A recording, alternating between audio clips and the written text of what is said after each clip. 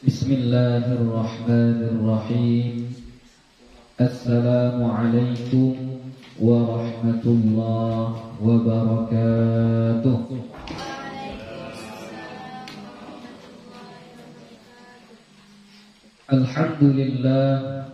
Alhamdulillahi rabbil alamin. Wassalatu wassalamu ala nabiyil karim wa ala alihi wa sahbihi ajma'in. Rabbi shrah li sadri wa yassir li amri wahlul 'uqdatam min lisani yafqahu qawli. Rabbi yassir wa la tu'assir, Rabbi azmin bil khair, wa la hawla wa la quwwata illa billahil aliyyil azim. Alhamdulillah, puji syukur kepada Allah subhanahu wa ta'ala. Salawat dan salam kepada Nabi Muhammad sallallahu alaihi wasallam dengan lafaz Allahumma salli wa sallim ala sayyidina Muhammad wa ala ali sayyidina Muhammad. InsyaAllah akan kita lanjutkan kembali pengajian kita. Yang terakhir kita sudah membahas tentang penyebab sujud sahwi, ya. Sekarang kita masuk kepada pembahasan yang lain tentang sunnah-sunnah ab'ad di dalam sholat. Faslun, satu fasal. Ab'adus sholati sab'atun. Sunnah-sunnah ab'ad di dalam sholat itu ada 7. Oke, yang dimaksud dengan sunnah ab'ad itu sudah pernah Buya jelaskan waktu kita belajar sujud sahwi, adalah salah satu sunnah yang kalau ditinggalkan kita sujud sahwi, ya. Kalau dia ditinggalkan maka kita tempel dengan sujud sahwi. Tinggalnya itu karena lupa, ya. Tidak sampai kepada membatalkan sholat. Jadi misalnya sunnah ab'ad ini tidak kita lakukan, sengaja tidak melakukannya, nggak batal sholat, ya. Kenapa? Karena dia sunnah, ya. Tapi ibaratnya kalau sunnah ab'ad ibarat apa kemarin? Ibarat anggota badan, ya.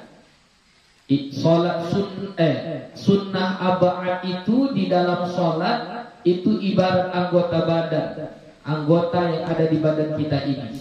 Jadi misalnya kalau kita nggak mengerjakan sunnah ab'ad, berarti kita seolah-olah nggak punya tangan. Bisa hidup, bisa, ya, tetap bisa hidup, tapi nggak bagus lah, berkurang lah. Mau ngerjain apa-apa susah karena nggak punya tangan, nggak punya kaki. Bisa hidup, bisa, tapi susah berjalan, mau kemana-mana nggak bisa. Ya, begitu. Jadi sunnah ab'ad ini kalau ditinggalkan memang tidak membatalkan sholat, tapi tentunya sangat berpengaruh terhadap sholat kita. Ya, banyak sekali yang berkurang, sangat-sangat tidak sempurna. Maka untuk menutupi kekurangan itu kita disuruh untuk sujud sahwi. Ya, apa yang 7 itu? Pertama, at-tasyahhudul awwalu. Tasyahud pertama. Apa yang dimaksud dengan tasyahud? Harus paham itu. Apa yang dimaksud dengan tasyahud? Membaca tahiyat. Terus apa lagi? Lupa. Ada 4 itu tasyahud. Apa? Salam. Terus salam kepada kita dan kepada orang-orang yang soleh. Salam pertama tadi salam kepada Rasulullah Sallallahu Alaihi Wasallam. Baru yang keempat syahadat. Yang 4 inilah yang disebut dengan tasyahud. Jadi tasyahud itu ada dua. Ada tasyahud awal, ada tasyahud akhir. Nah, tasyahud akhir rukun. Kalau tasyahud awal itu sunnah aba'ad.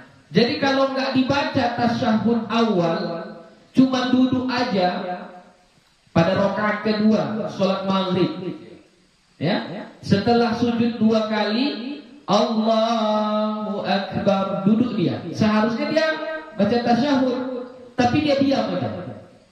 Diam aja, enggak baca tasyahud. Kemudian dia berdiri, Allahu Akbar. Sah sholatnya? Sah. Ya, dia enggak baca tasyahud. Sah sholatnya? Sah.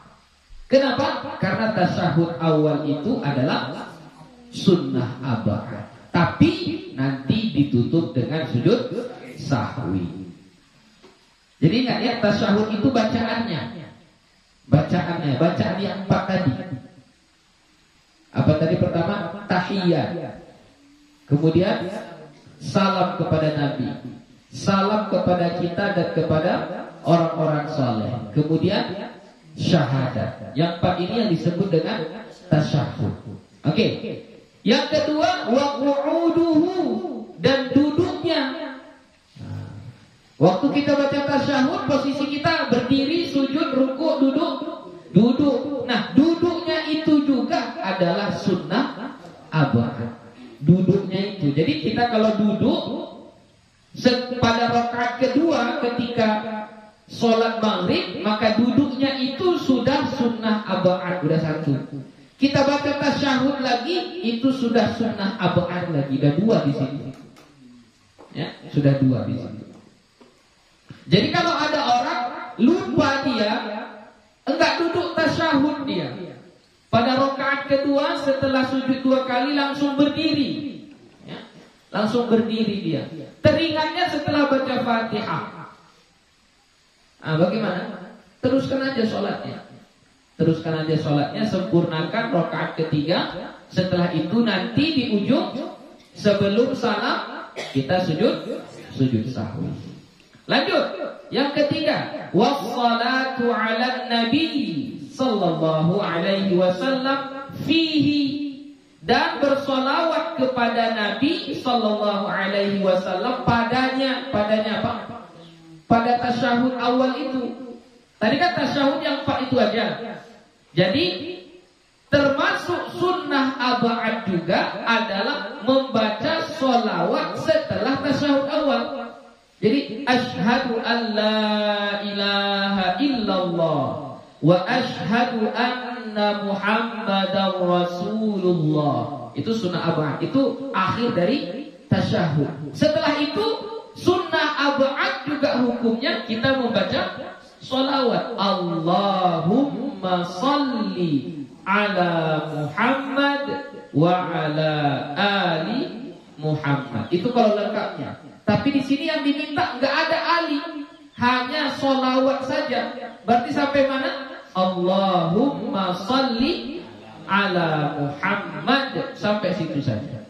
Kalau ditambah wasallim atau wa ala alihi dan seterusnya, itu sama, kita menambah sesuatu yang nggak disunnahkan. Berarti hukumnya apa? Makruh. Pada tasyahud awal, jadi kita hanya sampai Allahumma salli ala Muhammad, sampai situ saja. Langsung berdiri.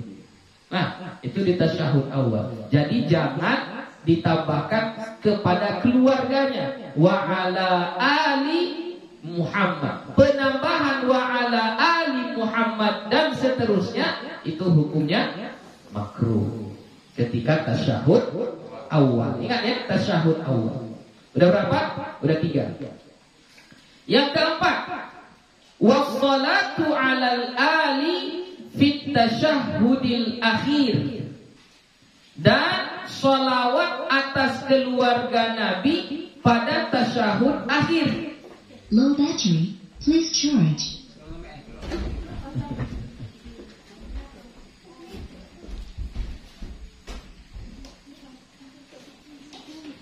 Ya.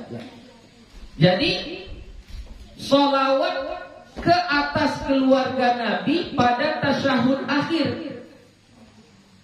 Jadi kalau tasyahud akhir yang rukun mana? Pada tasyahud akhir, misalnya kita sholat maghrib pada rakaat ketiga, yang mana rukun ketika tasyahud akhir itu? Yang mana yang rukunnya? Baca tasyahud. Apa itu tasyahud? Tahiyat, salam kepada Nabi, salam kepada kita dan orang-orang saleh, mengucapkan 2 kalimat syahadat. Kemudian apa lagi yang rukun ketika tasyahud akhir? Sholawat kepada Nabi. Allahumma salli ala Muhammad, itu rukun kalau tasyahud akhir. Kalau tasyahud awal sunnah ab'ad. Kalau tasyahud akhir rukun, sholawat itu rukun. Nah, sekarang ini sholawat ke atas keluarga Nabi. Wa ala alihi, yang ini wa ala alihi. Nah, kalau dia pada tasyahud akhir, hukumnya sunnah ab'ad. Ya, hukumnya sunnah ab'ad. Jadi kalau tasyahud akhir kita baca sampai Allahumma shalli ala Muhammad, sampai situ saja sudah sah sholatnya. Tapi yang paling sempurnanya tentu kita ambil sunnah ab'adnya. Apa sunnah ab'adnya? Yaitu kita baca juga sholawat kepada keluarga Nabi. Allahumma shalli ala Muhammad wa ala ali Muhammad. Yang wa ala ali Muhammad itu pada tasyahud akhir hukumnya sunnah ab'ad. Dan yang paling sempurnanya tentu sholawat Ibrahimiyah sampai kepada wa ala Allahumma shalli ala Ibrahim wa ala ali Ibrahim fil alamin innaka Hamidum Majid. Itu yang paling sempurnanya. Tapi sampai kepada sholawat saja sudah sempurna rukun. Mau ngambil sunnah ab'adnya sampai wa ala ali Muhammad, itu sunnah ab'ad. Kalau di tasyahud akhir. Kalau di tasyahud awal membaca wa ala ali, apa hukumnya? Makruh. Oke, lanjut. Yang ke berapa tadi? Tasyahud awal, duduk, sholawat kepada Nabi, kemudian sholawat kepada keluarga pada tasyahud akhir. Yang kelima, kunut. Kunut waktu sholat subuh dan kunut waktu sholat tarawih di pertengahan, sholat witir di pertengahan Ramadan. Itu hukumnya sunnah ab'ad. Jadi kalau lupa, seharusnya kita kunut langsung sujud, maka kapan teringatnya kalau sebelum salam, maka kita apa? Sujud sahwi. Wa qiyamuhu, dan berdirinya, berdiri ketika membaca kunut tadi. Kan kita baca kunut waktu i'tidal. Sami'allahu liman hamidah. Waktu berdirinya itu, kita berdiri ketika baca kunut itu hukumnya sunnah ab'ad. Kemudian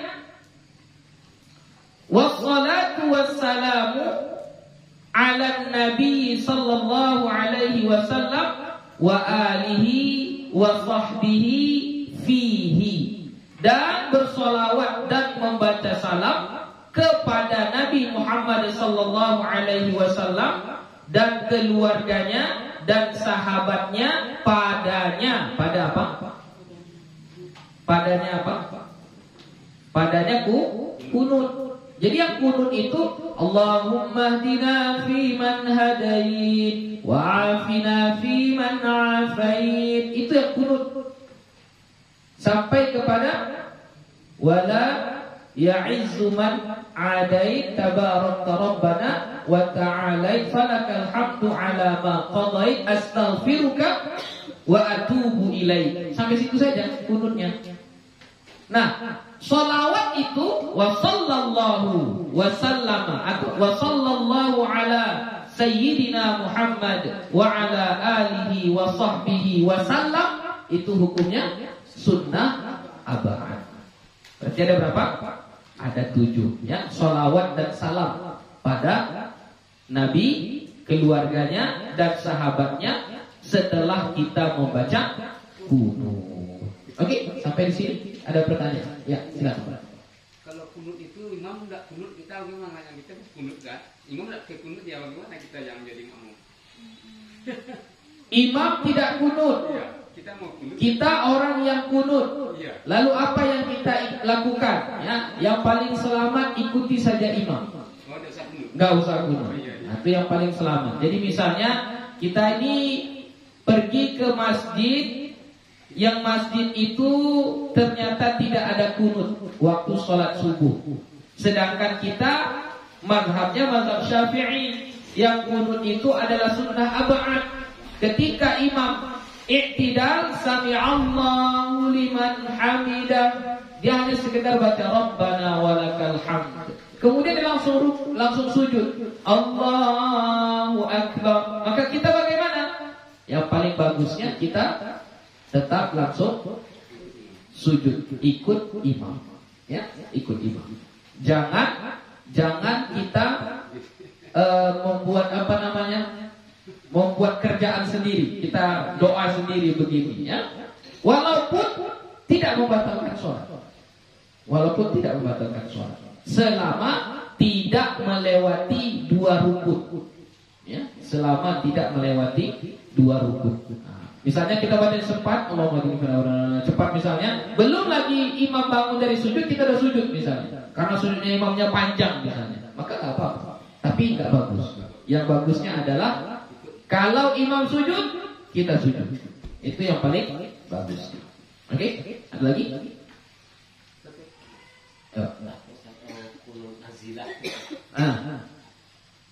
Kunut nazilah itu adalah ketika ada terjadi sesuatu yang besar, yang kita sangat-sangat berharap pertolongan dari Allah, bantuan dari Allah, maka kita kunut nazilah. Kapan waktu kunut nazilah? Kapan sholat pun boleh. Sholat zuhur boleh, sholat asar boleh, sholat maghrib boleh, sholat isya boleh, sholat jumat boleh, ya, sholat subuh apalagi boleh. Lalu apa lafaz kunut nazilahnya? Apa lafaz doanya? Sesuai dengan permintaan. Misalnya terjadi banjir sampai 1 bulan enggak surut-surut, tenggelam ini kampung ini. Lalu kita buat kunut nazilah. Ya Allah, hilangkanlah banjir ini dari kampung kami. Tapi pakai bahasa Arab ya. Jangan pakai bahasa Arab. Pakai bahasa Arab batal. Pakai bahasa Arab lah. Jadi ini contoh saja, contoh. Misalnya banjir tadi, lalu kita bilang ya Allah, hilangkanlah banjir dari kampung kami. Lah 1 bulan kuah banjir kudu bisa kami baano. Memang udah rusak rumah tuh, banjirnya udah bodoh, cuma miliaya tuh. Maka kayak gitu kita buat kunut nazilah boleh, nggak apa-apa. Ya. Lafaz doanya sesuai dengan kejadian. Asal berbahasa Arab. Jadi kalau kita pakai bahasa Arab bagaimana Ustaz? Ada kan? Hati aja bisa. Boleh, kalau di hati boleh. Artinya dibaca dalam hati. Iya, boleh dalam hati. Kalau dalam hati kapan pun boleh. Kalau dalam hati, nggak apa-apa kalau dalam hati. Yang nggak boleh itu kalau dilafazkan tidak boleh. Oke, ada lagi? Ya. Baca syahadat itu kan dalam sholat kan. Jadi kita syahadat kan, tapi ingatan kita ke sawah Pak, bisa. Ya, bagaimana itu? Asal la ilaha illallah kan. Jadi ingatan kita ke sawah, apakah bagaimana sholat kita ini? Iya, enggak ada masalah.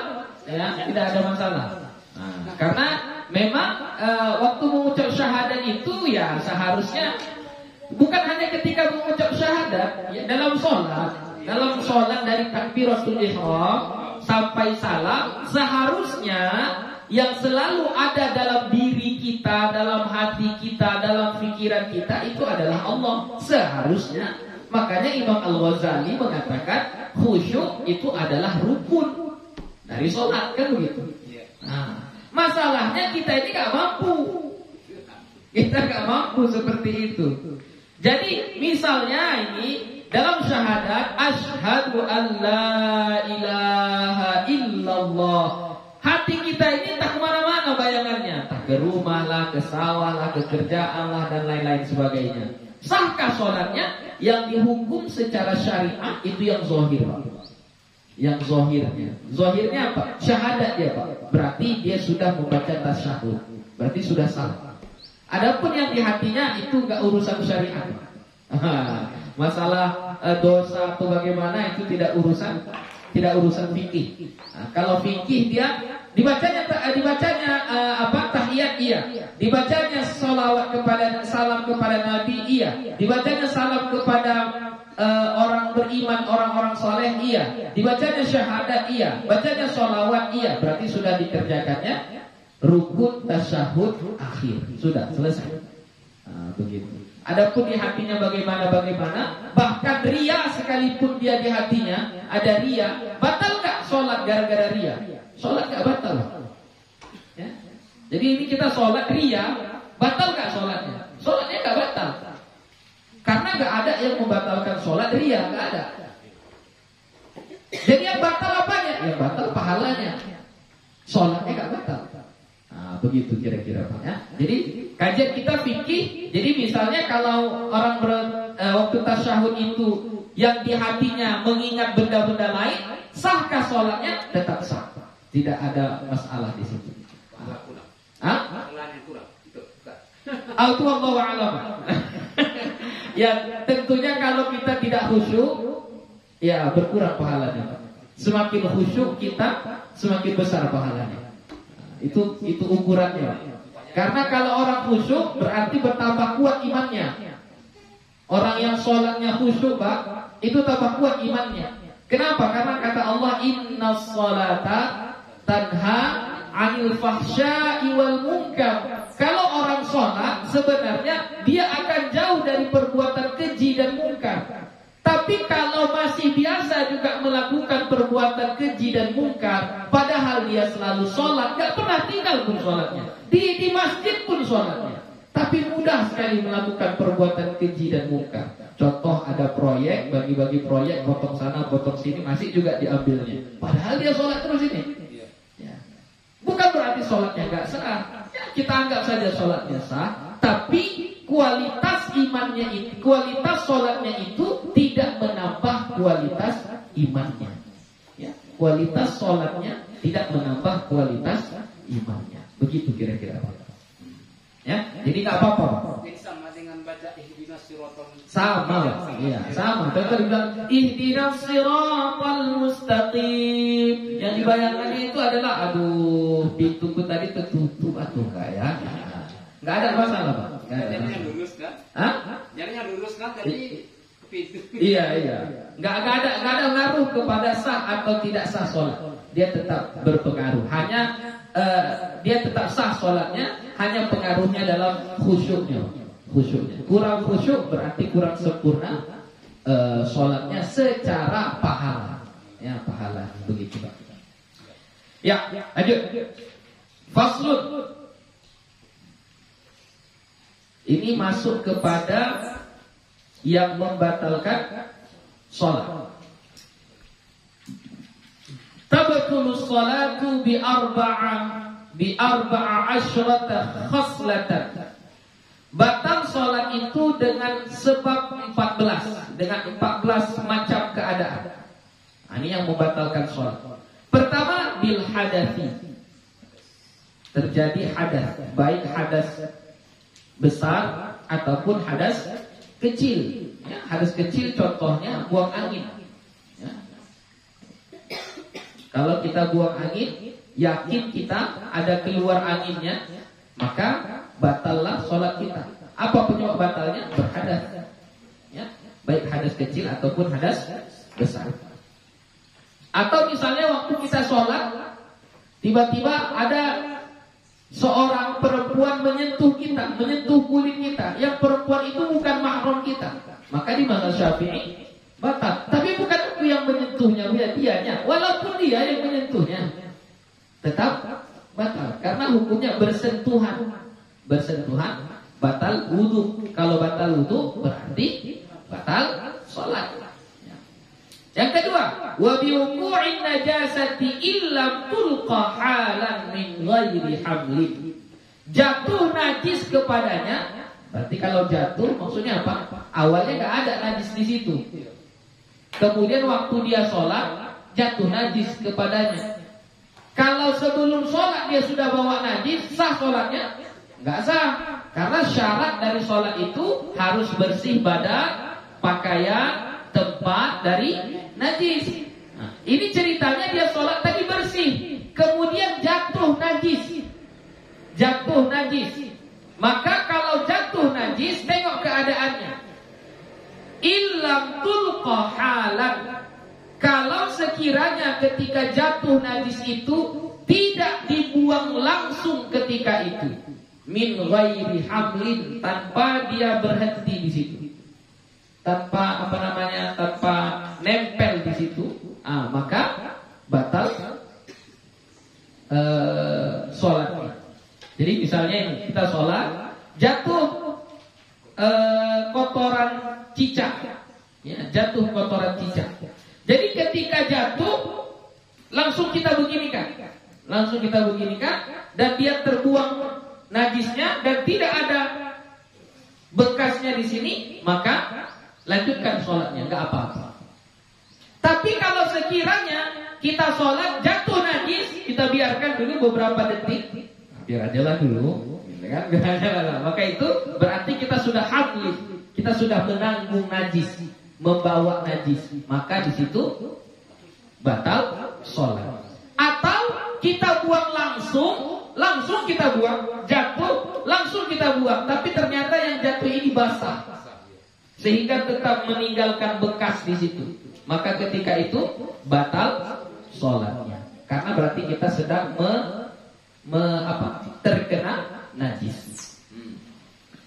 Lanjut. Wa kisyafil aurati, terbuka aurat. Tapi terbuka auratnya ini illam tustar halan, kalau nggak langsung ditutup. Oh, berarti masih ada peluang ya. Jadi misalnya awalnya dia menutup aurat, kemudian tiba-tiba terjadi sesuatu yang membuat auratnya terbuka. Itu masih bisa batal, masih bisa sah sholatnya. Kapan dia batal? Ketika terbuka dia biarkan aja beberapa saat, maka itu batal. Tapi kalau ketika terbuka langsung diperbaikinya, langsung ditutupnya, maka tidak batal sholat. Contoh ketika kita sholat ini, maaf cakapnya datang anak kita, manjat dia, ditariknya sarung kita, jatuh ke bawah, nampak lutut kita, ya, nampak lutut kita. Berarti kan terbuka aurat, ya. Kalau langsung kita tarik sarung tadi, kita letakkan lagi sampai menutup aurat, maka ketika itu tidak batal sholatnya. Jadi kalau kita langsung tutup tidak batal. Tapi kalau kita biarkan dia beberapa saat pun itu, maka batal sholatnya. Lanjut. Wa nutqi bi harfaini au harfin mufhim amdan. Berbicara walaupun hanya dengan dua kata atau bahkan satu huruf, tapi satu huruf itu bisa dipahami. Dalam bahasa Arab contohnya qi, satu huruf aja. Qi itu dari wiqaya, peliharalah, jagalah, jauhilah. Qi satu huruf saja sudah batal sholat. Pokoknya kalau berbicara dengan ucapan yang bukan dari bacaan sholat, ya. Lanjut. Wal mufattiri amdan, wabil mufattiri amdan. Yang membatalkan puasa. Yang membatalkan puasa. Apa contoh yang membatalkan puasa? Kita melakukan sesuatu yang membatalkan puasa, makan, minum, ya, itu membatalkan puasa. Maka kalau kita sholat, makan, minum, batal sholat. Ya. Jadi semua yang membatalkan puasa itu juga membatalkan sholat. Wal aklul katsir nasiyan, makan banyak lupa. Kalau waktu puasa makan lupa, batal nggak puasanya? Tidak. Tapi kalau dalam sholat batal. walaupun lupa. Ya, walaupun lupa, tapi makannya makan yang banyak. Bagaimana makan yang banyak? Ya, satu suap itu udah banyak gitu. Kalau misalnya ada nyangkut di gigi pas waktu sholat, lepas dia dari gigi kita, nggak sadar kita kunyah-kunyah, kita telan. Pas ketelan baru sadar, ini kalau lagi sholat, itu nggak batal. Kenapa? Karena lupa.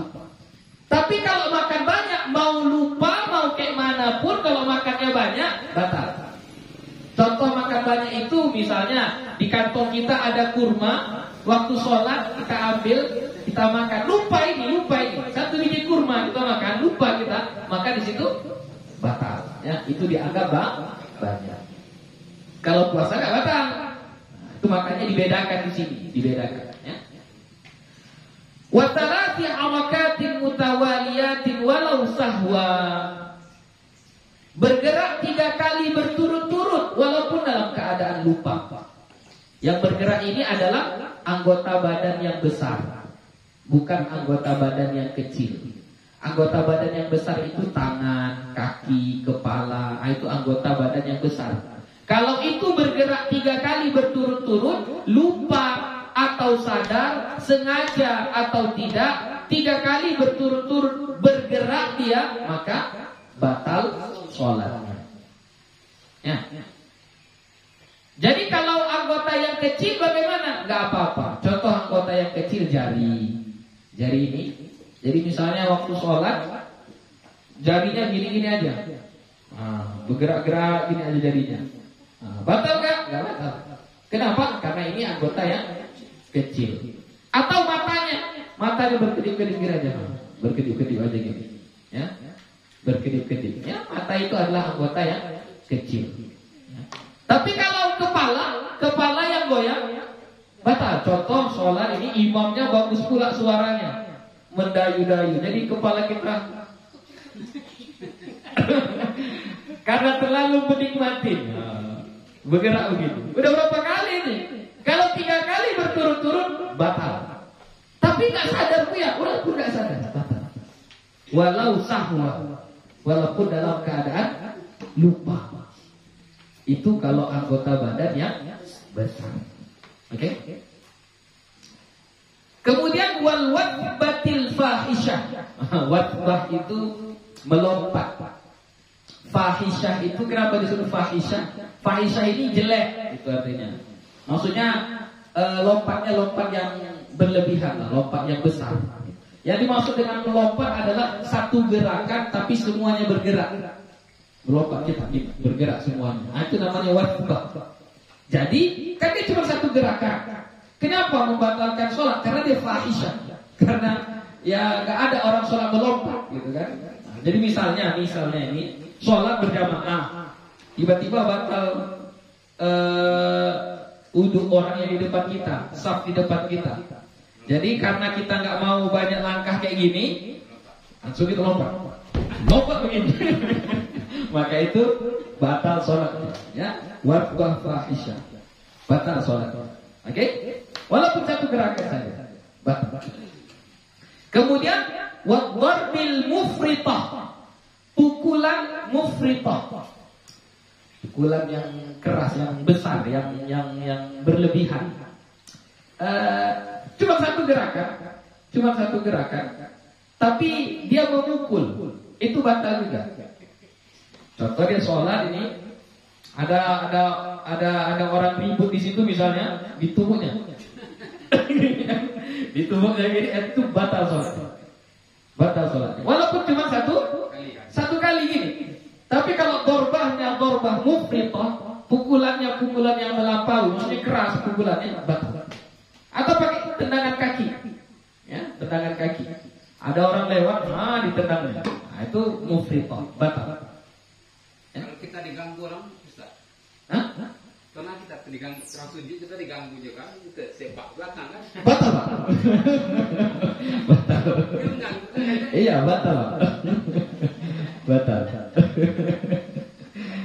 Pokoknya kalau kita melakukan dorbah mufritah, yaitu batal sholatnya. Waktu baca ada lupa ya.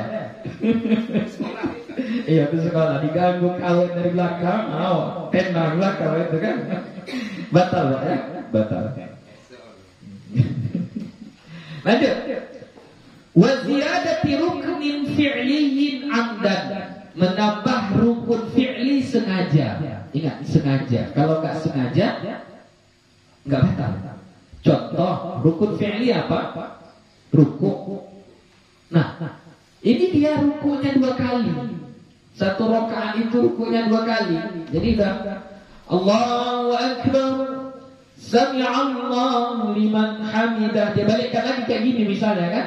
Jadi masih dipikirnya masih kayak pertama. Kemudian ruku lagi dia 2 kali ruku, tapi dia nggak sadar. Maka kalau nggak sadar tidak batal. Ya, tidak batal. Tapi kalau sadar dia, aku mau buat 2 kali gitu. Ya, itu batal.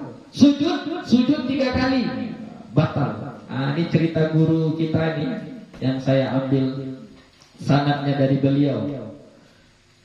Beliau bercerita di kampung beliau, di daerah beliau katanya ada orang tua-tua, udah tua kali. Jadi dia sujudnya 3 kali. 3 kali dia sujudnya. Jadi ketika ditanya, kenapa kamu sujud 3 kali? Katanya 2 kali itu wajib dari Allah, yang 1 lagi ikhlas dari saya. Jadi sujud 3 kali itu batal. Kenapa? Karena menambah rukun. Ya. Jadi kalau menambah rukun amdan sengaja batal. Oh dulu ya.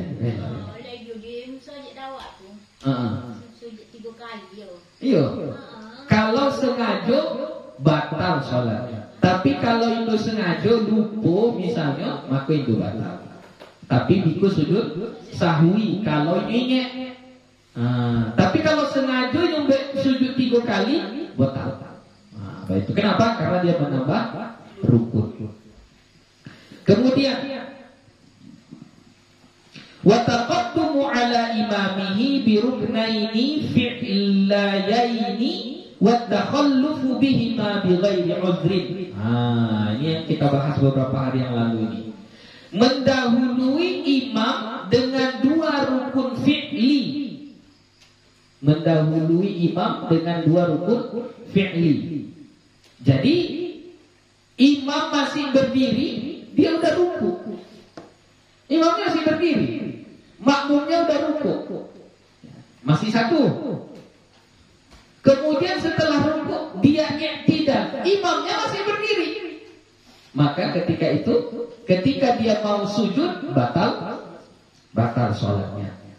Kenapa? Karena dia sudah mendahului imam. Jadi kalau mendahuluinya itu cuma 1 kali atau enggak 1 kali, misalnya imam belum sujud, belum ruku, dia ruku. Beberapa saat kemudian imam ruku. Kemudian imam belum i'tidal, dia i'tidal. Beberapa saat kemudian imam i'tidal. Jadi seolah-olah kayak dia imamnya. Padahal dia makmumnya. Yang duluan bergerak dia. Itu tidak sampai membatalkan sholat, tapi perbuatannya haram. Kata Imam Ibnu Hajar di dalam kitab Al-Manhajul Qawi. Ya. Jadi itu haram, tapi tidak sampai membatalkan sholat. Yang membatalkan itu kalau sampai dua rukun. Ya. Atau 2 rukunnya itu ta'aqub. Ta'aqub itu misalnya gini. Dari berdiri imam, ya, imam berdiri, kemudian dia duluan ruku, ya, dia duluan ruku, kemudian setelah itu baru imam ruku, kemudian dia i'tidal, baru imam i'tidal, kemudian setelah itu dia sujud, baru imam sujud. Itu namanya ta'aqub. Kalau sampai dua rukun dia seperti itu, maka batal juga. Yang tadi haram tadi kalau hanya 1 atau kalau sampai 3 rukunnya maka batal. Kalau hanya 1, 2 saja itu perbuatannya haram. Ya, saya ulangi lagi biar tidak salah paham. Kalau dia melewati perbuatan imam itu hanya di 2 rukun, setelah itu berhenti dia, itu perbuatannya haram.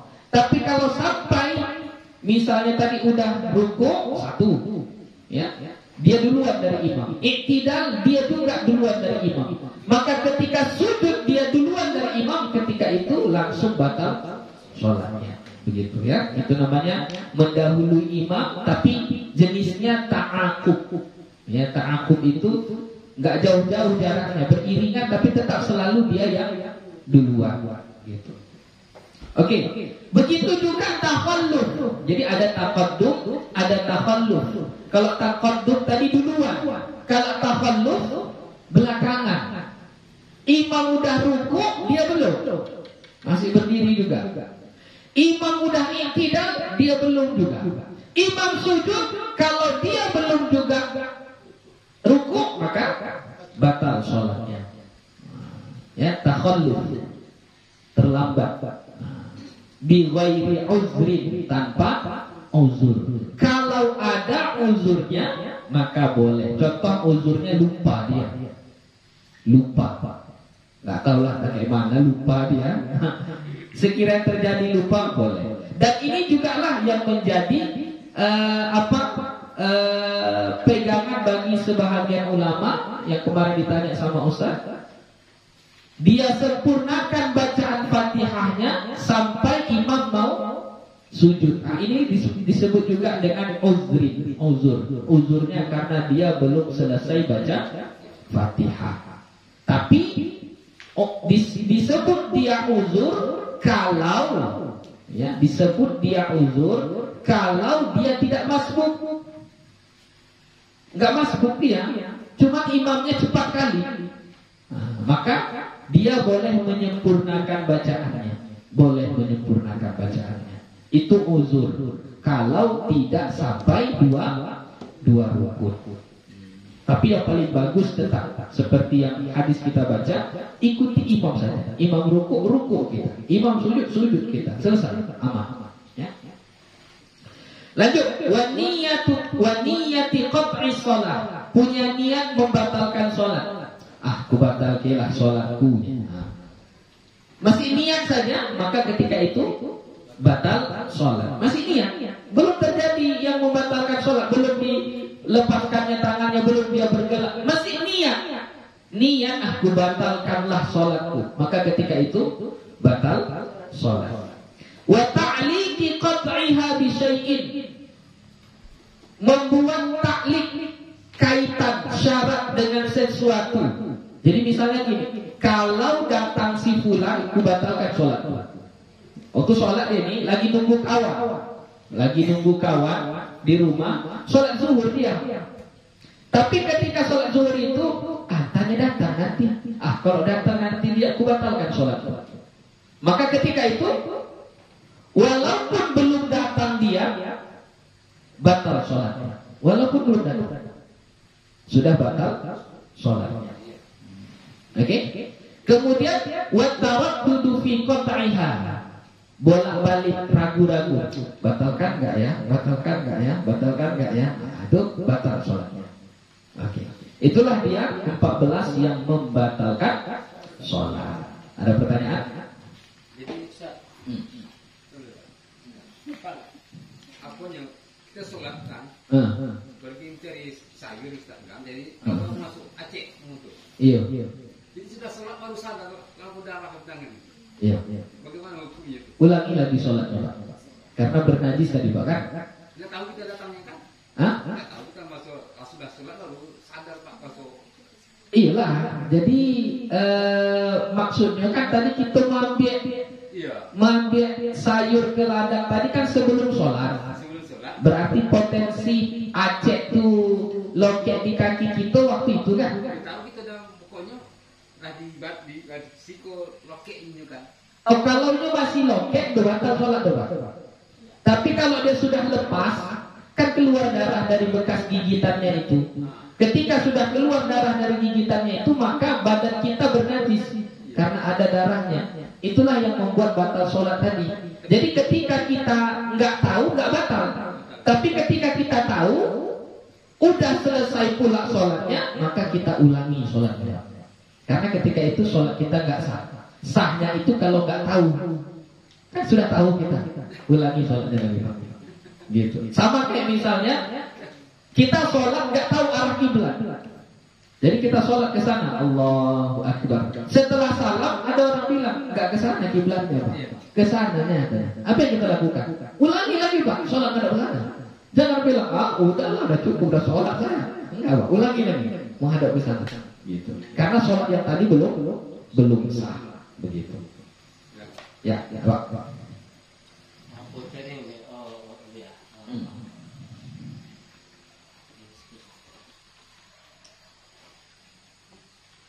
Banyak bergerak tadi ya. Iya.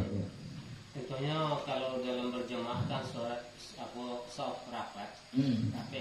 Jadi kalau ajar itu katanya tadi itu kan rapi. Kalau termasuk bakal ditarik aja kawan.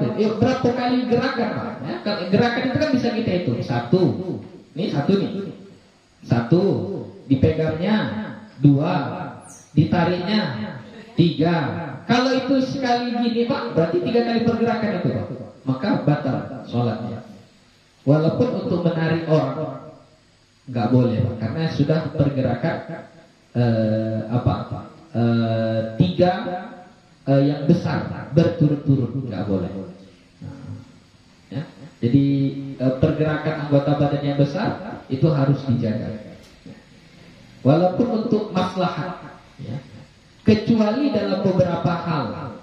Contoh tadi datang hewan yang berbisa, ya, misalnya kayak kalajengking atau apa, maka itu yang paling afdolnya dipukul 1 kali langsung mati.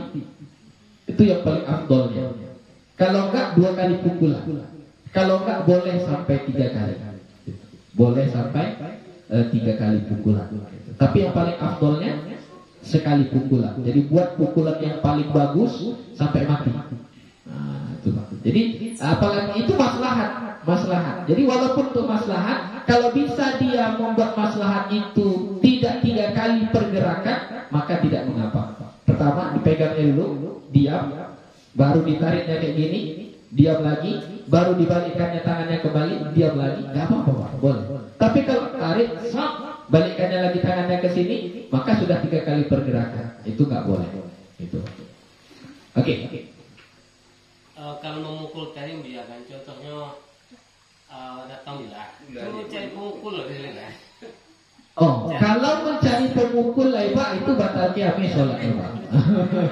Ini maksudnya yang bisa kita pukul waktu sholat dengan sekali pukulan. Misalnya kita injak, bisa kita injak sekali injak, mati dia, nggak apa-apa, Pak. Nah, begitu. Jadi bukan berarti kita pergi ke dapur dulu, cari apa, lalu kita pukul dia, tak bati, kita buang bangkainya, baru kita lanjut sholat lagi. Enggak kayak gitu maksudnya. Kayak gitu maksudnya. Itu salah paham nanti itu, ya. Udah 2 rakaat dia sholat kan, udah 2 rakaat datang lipat, cari dulu entah apa kayu, dipukul tak baru dibuang, lanjut lagi rakaat ketiga. Enggak. Nah, kalau sudah kayak gitu enggak, batal sholatnya. Jadi yang tadi itu kalau bisa kita membunuhnya sekali pukulan. Nah itu, Pak, ya. Kalau aku pembiada lemukan, pas sedang sholat ada tampang buat mengejar awak. Iya. Batal ke sholat, Pak. Batal ke sholat. Mengapa ya? Samo, bak gumpo, bak apa pokoknya yang berkaitan dengan kemaslahatan, kita boleh membatalkan sholat. Ya, kan sebenarnya hukum membatalkan sholat tanpa sebab haram, nggak boleh. Tanpa ada sebab kita batalkan sholat itu berdosa. Jadi kalau sebabnya itu karena sebab yang membahayakan diri kita, maka boleh kita batalkan. Nah, di situ dimaafkan, nggak apa-apa membatalkan sholat. Hifzun nafsi, memelihara nyawa, memelihara diri, nggak apa-apa. Begitu. Ya, oke, Pak, ya. Lanjut, biar selesai. Faslun alladhi yalzamu fiha niyatul imamah arba'un. Yang mesti niat berimam padanya 4. Jadi harus ini berjamaah itu kan, imam mesti dia berniat menjadi imam? Tidak. Imam tidak mesti berniat menjadi imam. Enggak wajib. Jadi misalnya di sholat maghrib, imam berniatnya, dia enggak meniatkan diri dia sebagai imam, tidak diniatkan dia sebagai imam. Tapi ada orang yang mengikuti dia di belakang, maka itu secara otomatis sudah sholat jamaah namanya. Yang meniatkan sebagai imam, dia tidak niatkan, enggak apa-apa, cuma dia enggak dapat pahala sholat berjamaah. Nggak dapat yang 27 derajat itu. Kenapa nggak dapat? Karena nggak dia niatkan. Kalau makmum wajib meniatkan dirinya sebagai makmum. Kalau nggak diniatkan dirinya sebagai makmum, maka nggak sah jamaahnya. Jadi yang wajib berniat untuk berjamaah itu adalah makmum. Kalau imam tidak. Tapi imam kalau dia nggak berniat menjadi imam, maka nggak dapat pahala berjamaah. Contoh ini, dia sholat sendiri, tiba-tiba ada orang dari belakang mengikutinya. Orangnya dari belakang ini meniatkan sebagai makmum, maka ketika itu otomatis itu jadi sholat berjamaah. Walaupun saya nggak berniat jadi imam, aku nggak mau diikuti, nggak kuubah ya, aku tetap sholat sendiri. Misalnya kayak gitu, tetap jamaahnya dapat 27 derajat. Saya yang tidak meniatkan jadi imam nggak dapat pahala berjamaah. Nah, ada 4 yang wajib kita niatkan berimam. Yang wajib diniatkan sebagai imam. Harus niat sebagai imam. Yang pertama al-jumu'atu, sholat Jumat. Sholat Jumat imam harus berniat imaman. Kalau dia nggak bilang imaman, nggak sah. Harus imam. Kenapa? Sholat Jumat tidak sah kalau tidak berjamaah. Yang kedua wal mu'adah. Mu'adah ini sholat yang diulangi. Sholat yang diulangi. Kalau tadi Pak sholatnya nggak sah, yang Bapak ceritakan tadi sholatnya nggak sah, lalu diulangi lagi. Itu lain. Ini mu'adah ini sholatnya tadi sah, kemudian dia mau ulang lagi sholat. Nah, kalau yang sholat diulangi ini nggak boleh nggak berjamaah, harus berjamaah. Jadi misalnya nih Pak, saya maghrib udah sholat, sudah sholat saya maghrib berjamaah, udah berjamaah saya. Kemudian setelah saya sholat berjamaah begini, tiba-tiba setelah saya zikir sedang baca Quran ini, tiba-tiba datang satu mobil, dia sholat berjamaah lagi di masjid itu. Saya mau ikut lagi. Ya, saya mau ulangi lagi sholat jamaah itu boleh, tapi harus berjamaah. Kalau sendiri nggak boleh. Itu sholat i'adah itu boleh. Itu pernah terjadi di zaman Rasulullah SAW. Mu'adz bin Jabal, dia sholat bersama Rasulullah SAW berjamaah. Setelah sholat, dia pulang ke kaumnya. Di kaumnya itu dia sholat lagi, dan dia jadi imamnya. Maka ketika itu, maka imam wajib meniatkan dirinya sebagai imam. Kenapa? Karena sholat i'adah tadi enggak sah kalau tidak berjamaah. Ya, jadi dia harus meniatkan dirinya sebagai imam. Yang ketiga wal manduratu jamaah. Ya, sholat yang dinazarkan berjamaah. Kalau sekiranya misalnya ada orang sakit, lalu dibilangnya kalau sekiranya saya sehat, katanya, saya akan sholat berjamaah subuh.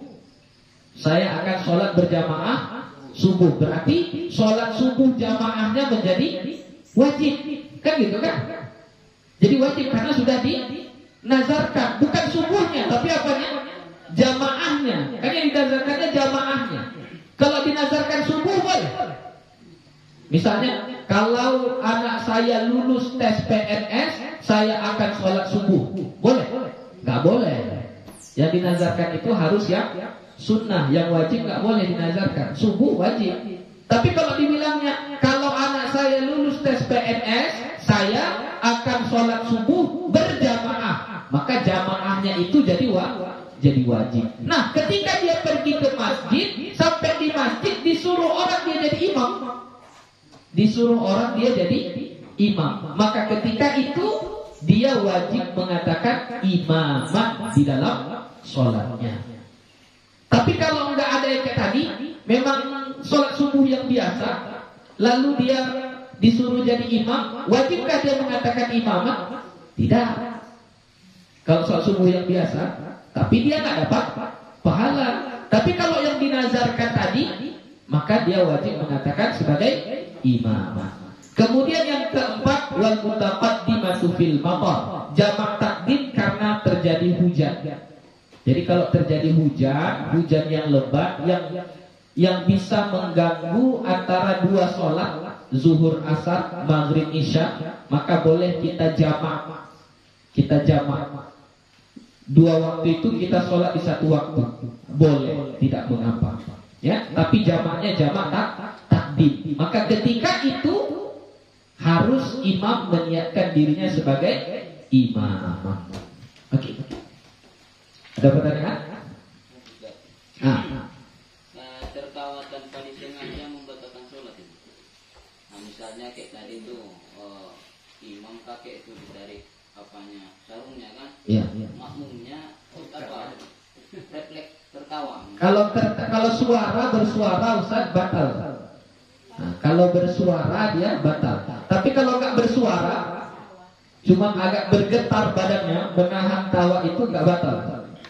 Ya, atau senyum dia nggak batal. Tapi kalau keluar suaranya batal. Oke, lanjut. Faslun syurutul qudwah, syarat mengikut. Nah, ini syarat supaya bisa mengikut, maksudnya mengikut imam, ya.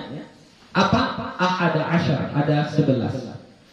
Allah ya'lama butlana salati imamihi bihadatsin aw ghairihi, bahwa dia tidak mengetahui batalnya salat imam karena sebab hadas atau selainnya. Maksudnya kita yang jadi makmum, supaya sah kita menjadikan seseorang itu jadi imam, jadi qudwah, kita harus tidak mengetahui kalau salatnya udah batal. Kalau kita tahu salatnya batal, nggak boleh lagi kita ikut. Nah, jadi kalau kita nggak tahu ini masih sah ini sholatnya ini, belum orang dia masih lanjut sholatnya kok berarti masih sah. Nah, kita yakin itu, maka kita boleh mengikuti dia, menjadikan dia sebagai imam. Yang kedua, wa alla ya'taqida wujuba qada'iha alaihi. Dia tidak beriktikad, tidak meyakini imam ini udah batal sholatnya, wajib qadha. Ini wajib qadha ini. Kalau dia udah tahu kayak gitu, nggak boleh menjadikan orang itu sebagai imam untuk diikuti, nggak boleh. Ya, karena udah batal kan, wajib qadha. Wa alla yakuna ma'muman, nggak boleh juga yang diikuti itu makmum. Maksudnya makmum kayak mana? Ini saya sholat sebagai imam, kemudian saya punya makmum 3 orang, ya. Kemudian tiba-tiba ini masih sholat, masih saya imamnya, belum selesai saya sholat, tiba-tiba datang masmum, lalu dia menjadikan makmum saya sebagai imamnya. Dia mengikuti apanya? Mengikuti makmum saya. Padahal saya belum selesai sholat, nggak boleh. Ya, nggak boleh. Jadi selesai dulu saya sholat, selesai saya sholat jadi imam. Misalnya ada makmum saya yang masbuk, kemudian dia berdiri, lalu ada orang mengikuti dia, boleh. Itu tidak mengapa, karena dia posisinya sedang tidak berjamaah, udah selesai ini. Tapi kalau dia masih mengikuti imam, posisinya kan sebagai makmum, lalu dijadikan lagi dia sebagai imam, itu nggak boleh. Sama halnya ketika kita sholat ini, sama-sama masbuk 2 orang, kita 2 orang ada imam, kita 2 orang ini masbuk. Kemudian setelah imam salat, kita berdua sama-sama berdiri, Kemudian salah satu itu mundur ke belakang, mau jadi makmum dia, menjadikan yang satu jadi imam, nggak boleh juga, ya, nggak boleh juga. Oke, lanjut.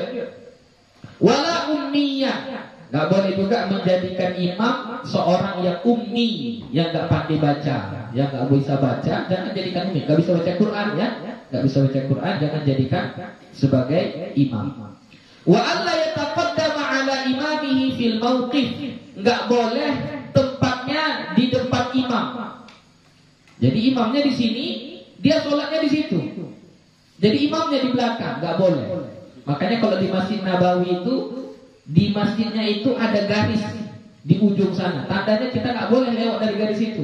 Kalau lewat dari garis itu, berarti kita sholatnya di depan imam, nggak sah, nggak boleh. Ya. Wa an ya'lama intiqalati imamihi, dia harus tahu perpindahan imamnya. Kapan imam ruku tahu dia, kapan imam sujud tahu dia. Berarti nampak sama dia. Atau setidaknya dia mendengar suaranya karena ada tirai. Misalnya perempuan kan, ada tirai kan nggak nampak, cuma dia tahu. Dia tahu boleh, tidak mengapa. Kalau nggak tahu berarti nggak bisa dijadikan sebagai imam. Misalnya sholat jamaahnya di sini, lalu kita sholat jamaah di sana, di ruangan sana, boleh nggak? Nggak boleh. Kenapa? Karena nggak tahu kita pergerakan imam, nggak boleh. Ya. Wa an yajtami'a fi masjidin, dia harus sama-sama di masjid, di satu tempat, ya. Au fi 300 dhira'in taqriban, atau boleh jaraknya itu jarak 300 dhira', 300 hasta. Jarak dia dari imam 300 hasta, masih boleh dia menjadi imam. Jadi contoh misalnya masjidnya besar ini di sana, ada seorang laki-laki sholat di sana. Kemudian makmum perempuan datang, dia nampak ada orang sholat di sana. Lalu dia meniatkan laki-laki itu sebagai imamnya dari belakang, tanpa dikasih tahu imam tadi, karena jauh di depan sana. Boleh nggak? Boleh, nggak apa-apa. Ya.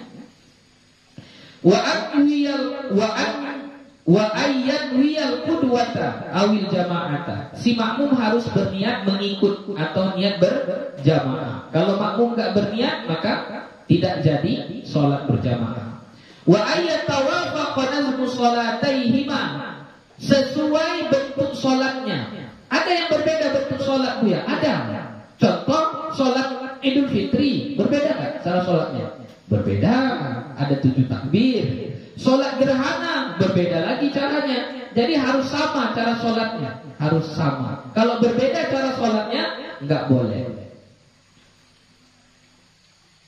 Wa alla yukhalifahu fi sunnatin fahishatil mukhalafah, nggak boleh menyalahinya pada sunnah yang fahisyah. Kalau ditinggalkan itu sujud sahwi misalnya, itu nggak boleh. Ya, jadi misalnya imam tasyahud, imam tidak tasyahud, maka kita bagaimana? Kita nggak tasyahud juga, gitu, ya. Kita ngikut. Jadi kalau kita nggak ngikut, maka ketika itu kita dianggap tidak mengikuti imam. Wa an yutabi'ahu, dan bahwa dia mengikutinya. Maksudnya kalau imam berdiri, dia berdiri. Kalau imam sujud, dia sujud. Oke? Itulah syarat-syarat qudwah, mengikuti imam. Ada lagi pertanyaan? Jamaah terbiasa kan? Rampok semua kita. Umpama di masjid. Iya. Diperkira orang kalau datang. Jadi awak berniat untuk imam. Karena makmumnya dulu lain. Iya. Enggak boleh. Enggak boleh. Sholat seperti biasa saja, Pak. Enggak usah niat sebagai imam. Sholat seperti biasa saja. Nanti ketika datang makmum, datang orang, baru kita tukar. Saya sebagai imam, gitu. Boleh. Tapi jangan dimulai usolli fardhal maghribi imaman. Tapi makmumnya enggak ada, enggak boleh. Ya maksudnya enggak bolehnya itu ya enggak dianggap berjamaah. Bukan berarti batal sholatnya, tidak ya. Tidak dianggap berjamaah. Kenapa? Karena enggak ada makmumnya. Nggak ada makmum. Nanti kalau datang makmum, datang orang mengikuti pada rakaat kedua misalnya, tetap harus kita niatkan lagi kita sebagai imam, baru dapat berjamaah. Begitu. Jadi kodian niat Bu ya ada kan? Kodian niat itu. Niat imamnya saja. Niat imamnya saja. Niat imam itu nggak perlu. Saya jadi imam nggak perlu.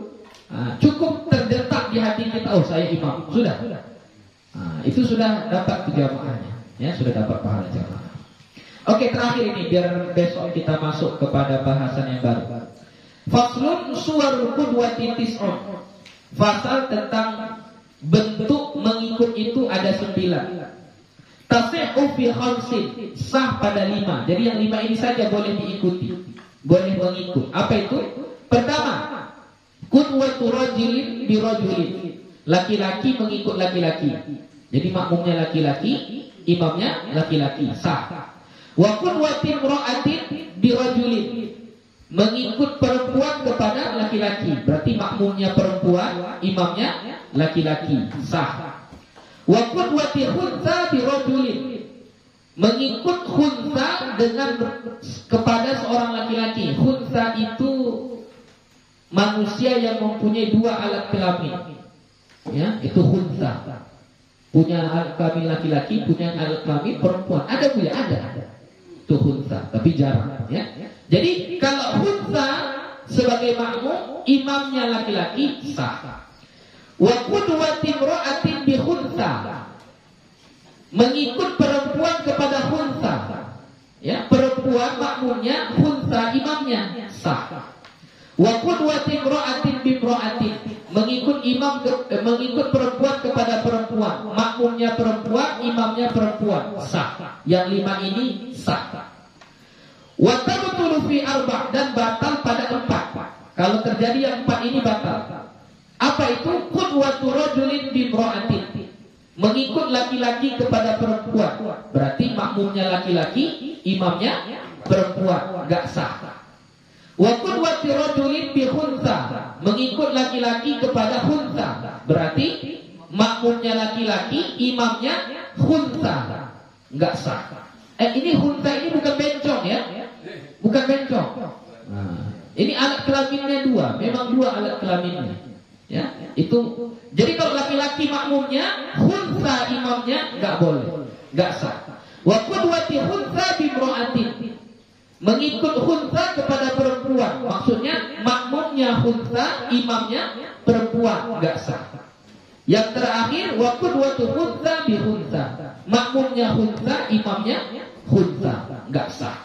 Itu cara mengikut. Jadi yang paling amannya adalah kita mengikuti laki-laki. Atau kalau perempuan, ya berarti makmumnya juga perempuan. Itu saja untuk hari ini. Insya Allah kita akan sambung lagi kepada pembahasan yang baru esok, itu tentang jamak, baik jamak takdim ataupun jamak takhir. Wallahu subhanahu wa ta'ala a'lam bis-shawab. Wassalamualaikum warahmatullahi wabarakatuh.